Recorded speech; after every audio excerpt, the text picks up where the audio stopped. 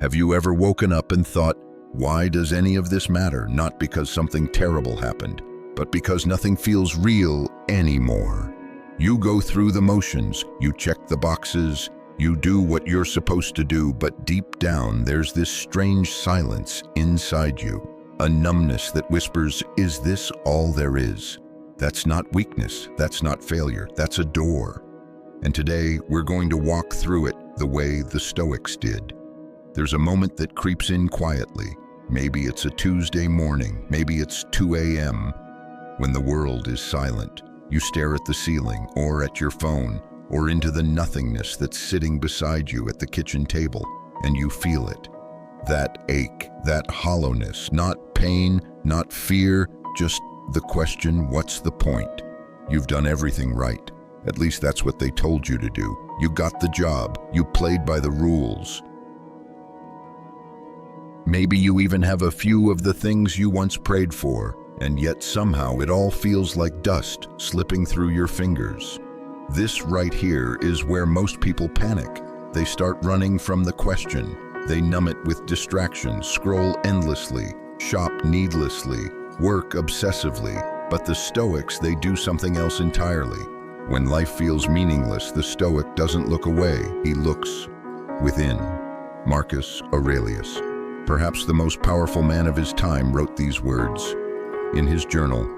You could leave life right now. Let that determine what you do and say and think. That sounds dark, almost too direct for modern ears. But Marcus wasn't being morbid. He was being honest. Because when you're face to face with meaninglessness, you're also face to face with freedom. You realize nothing is promised. Not tomorrow, not success, not applause, not love. And once that illusion falls away, you're left with the raw material of life. Not what you wanted, but what is. This is the moment where Stoic philosophy truly begins. The Stoics called it amor fati, love of fate, not just accepting what happens, but embracing it, even when it's empty, even when it's uncertain, because meaning isn't found out there. It's something you build moment by moment through how you respond. Epictetus was born a slave. He had nothing, no freedom, no possessions, no control over where he'd sleep or whether he'd eat. But he had one thing, his mind, and he guarded it like a sacred temple. He said it's not things that disturb us, but our opinions about things. That quote has echoed across centuries because it reveals something radical. When you feel like life has no meaning, it's not life that changed. It's the story you're telling yourself. And so the Stoic rewrites that story, not with fantasy, not with false hope, but with courage. He asks, what can I do now that aligns with virtue, even if the world is falling apart, even if nothing feels worth it? The answer is always the same. Show up, wash the dishes with dignity, do your job like it matters, because how you do one thing is how you do everything. Be kind even when no one's watching. That's the Stoic path, not chasing meaning, creating it. Seneca once said, life is long if you know how to use it. And that's the irony when you live with intention.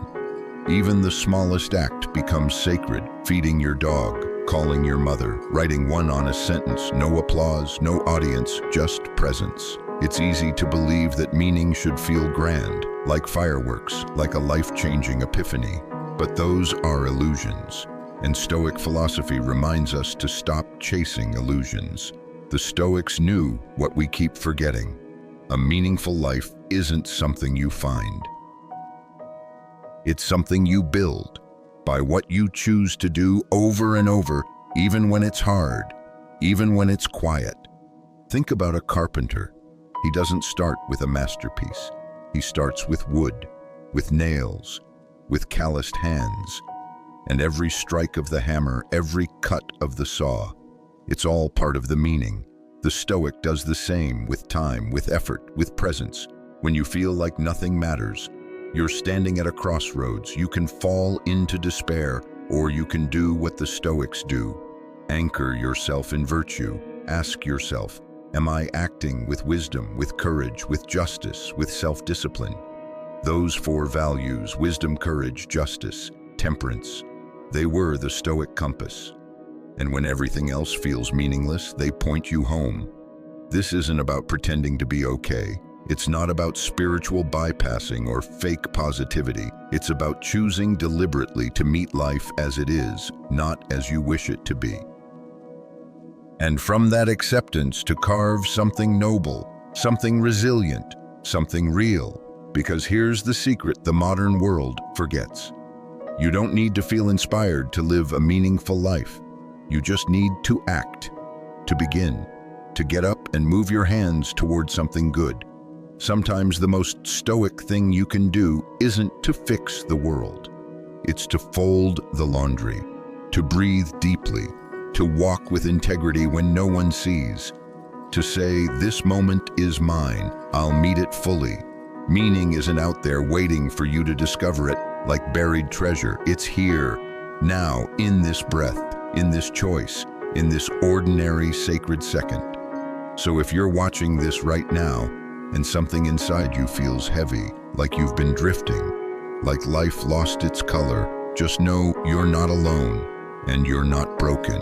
You're human and you've just been invited to begin again. Do what the Stoics did. Stand up, straighten your spine. Choose virtue over victimhood, presence over panic, and build a life that means something. Not because it's easy, but because it's yours. And if you forget tomorrow, that's okay. Just begin again, because that's what Stoic philosophy is really about.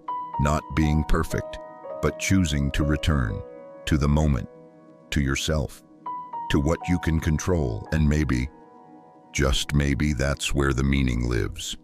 If this message stirred something in you, don't let it pass. Like, comment, or share it with someone who needs it. And if you want more weekly wisdom rooted in Stoic philosophy, subscribe now. We're not just talking theory, we're learning how to live it. One breath, one choice, one meaningful moment at a time.